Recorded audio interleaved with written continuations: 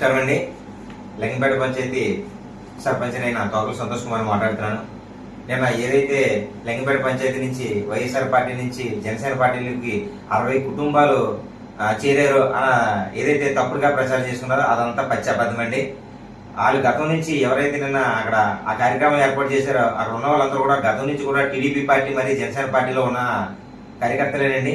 అంతేగాని వైఎస్ఆర్ పార్టీకి చెందిన ఏ ఒక్కరు కూడా అందులో లేరండి. ఒక ఓటర్ కూడా అందులో వైఎస్ఆర్ పార్టీకి చెందిన లేరండి.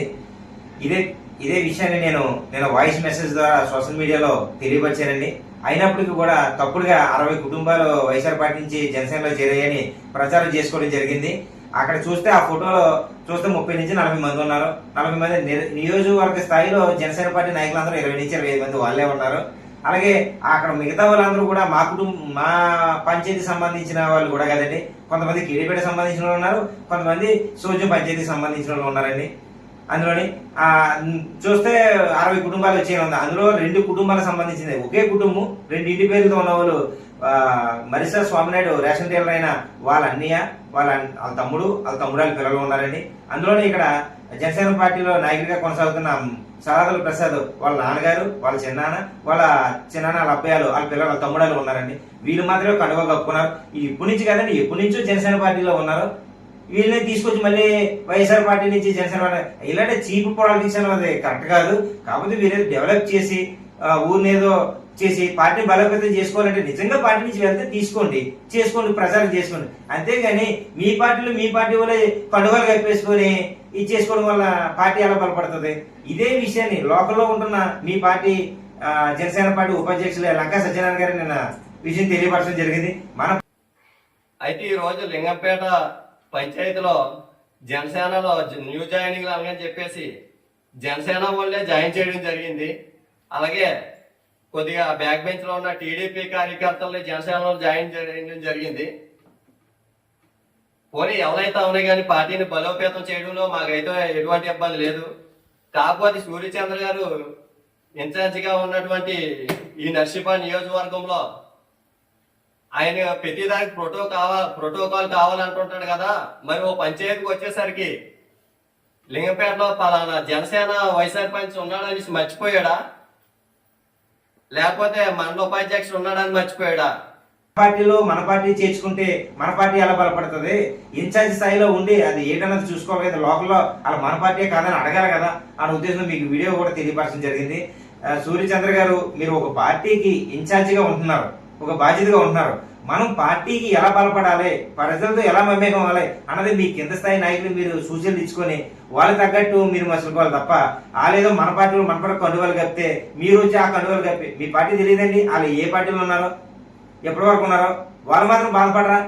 మనం ఏ పార్టీ ఉండరా? నేను మళ్ళీ ఏ పార్టీ తీసుకొచ్చి కండువాలు కప్పుతున్నారు? ఈ ఎవరి కంటే బుద్ధి లేదు, మాకన్నా ఉన్నారు కదా అని మనసులో అనుకుంటున్నారు వాళ్ళు. మీ పార్టీ కండువా కప్పుకొని పక్క పార్టీ అని చెప్పుకొని ఏంటి ఇంత దారుణమా, ఇంత చీప్ పాలిటిక్సా? ఈ రోజు ఏ అత్యవసరం వచ్చేసిందని ఇప్పుడు మీరు అర్జెంట్గా చేశారు. టీడీపీ నుంచి కొంతమంది ఉన్నారు, మీరు కప్పుకున్నారు.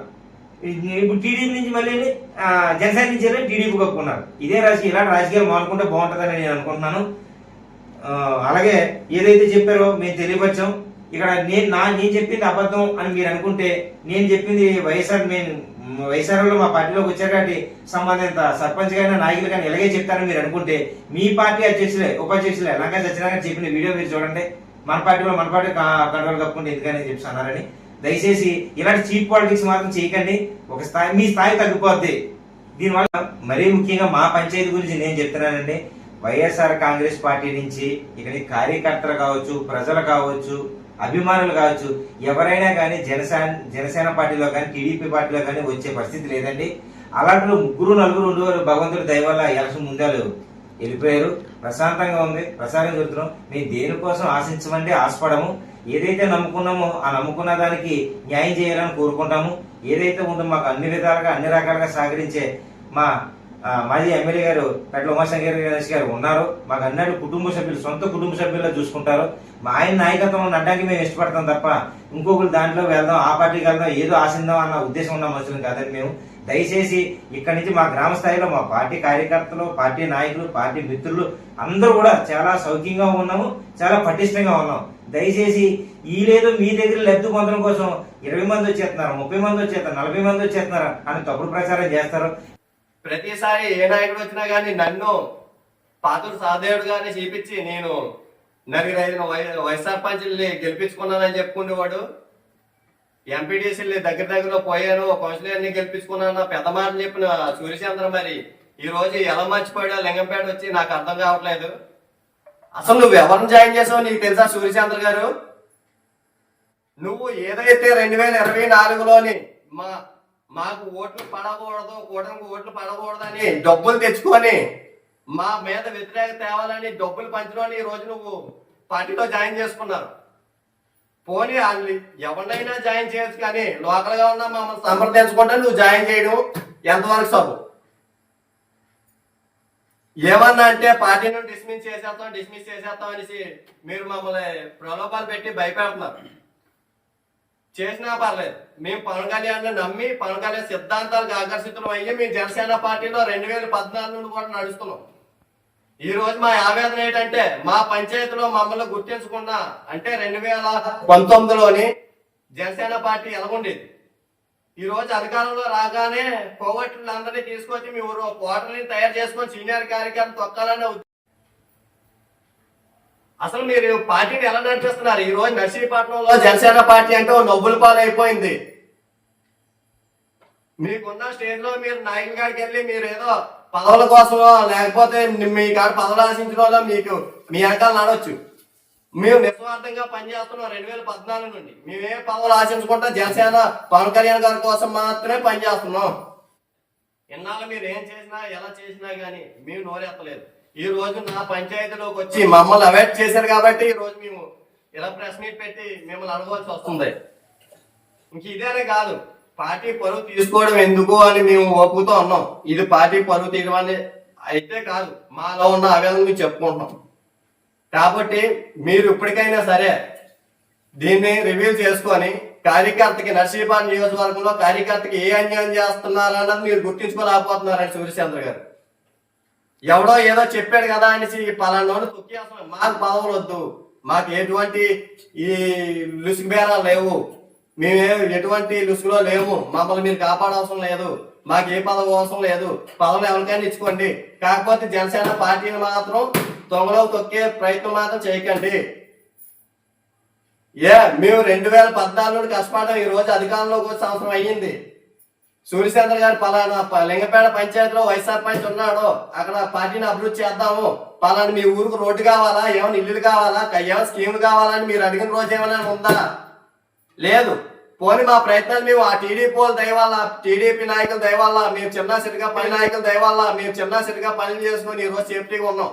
వాళ్ళు ఇచ్చిన గౌరవం కూడా టీడీపీ కూటమి తరఫున టీడీపీ వాళ్ళు ఇచ్చిన గౌరవం కూడా మీరు నిలబెట్టుకోలేకపోతున్నారు. ఈ రోజు మేము మా ఊర్లోని అభివృద్ధి కార్యక్రమాలు చేసుకుంటున్నామంటే అది టీడీపీ దయ. జనసేన తరఫున ఏం చేయించుకున్నారని అడిగితే ఊర్లో సమాధానం చెప్పలేకపోతున్నాం. అసలు మీరు ఏం రాజకీయం చేస్తున్నారండి?